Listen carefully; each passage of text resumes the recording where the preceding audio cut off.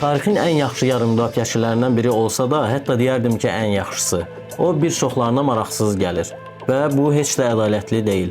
Gəlin onunla yaxından tanış olaq. Andres Iniesta Lohan, İspaniyalı yarım müdafiəçi, 4 qat İspaniya çempionu, 6 qat İspaniya kubokunun qalibi, 2 qat Avropa çempionu, dünya çempionu, 4 qat UEFA Çempionlar Liqasının qalibi, Yaponiya kuboku və Super kubokunun qalibi, 3 dəfə klublar arası dünya çempionu, İspaniya tarixi ərzində ən çox titul qazanmış oyuncu.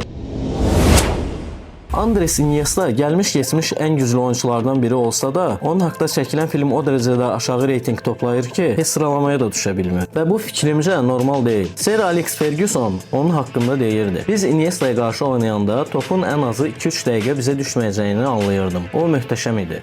Komanda yoldaşları onun haqqında deyirdi. Iniesta elə bir oyuncudur ki, yanında oynayan oyuncuları daha da yaxşı eləyir. Oyunu görməsi, oxuması, topu qəbul edəcək oyuncuya uyğun ötürməsi, bütün bunlar onu komanda üçün əvəzsiz eləyirdi. Belə bir stop qadır başqa bir oyuncuda tapmaq çətin məsələdir. Iniesta heç vaxt əzələli və ya ucaboy oyuncu olmayıb. İlk baxışdan o rəqiblərdə qorxu yaratmırdı. Meydandan kənarda isə ümumiyyətlə diqqət cəlb eləmirdi. Özünün də dediyinə görə onun kafedə bir neçə dəfə ofisiantla səhv salıblar. Və o yeganə futbolçulardandır ki, getdiyi hər oyunda rəqib azarkeşlər ona ayaq üstə alqışlayırdı. İspaniyada Iniesta'nı sevirlər. Ancaq dünya mediası onu elə də bəyənmir. Çünki bu insanın adı nə qalmaqalda, nə də reyting gətirəsi başqa bir şeydə hallanmır. Təsəvvür edin ki, bu oyuncu karyerası boyu bir dənə də qırmızı vərəqə almayıb. Iniesta həmişə sakit və fağır biri olub. Hətta futbola da atasına görə gəlmişdi. Jose istəyirdi ki, onun oğlu futbolçu olsun. Andres'in atdığı bu gol Barsanı Çempionlar Liqasının finalına daşıdı və finalda United'a qarşı 90 dəqiqə zədəli oynadı. Buna görə də növbəti 3 ay futbol oynaya bilmədi. Barsa həmin sezonda mümkün olası bütün titulları qazandı.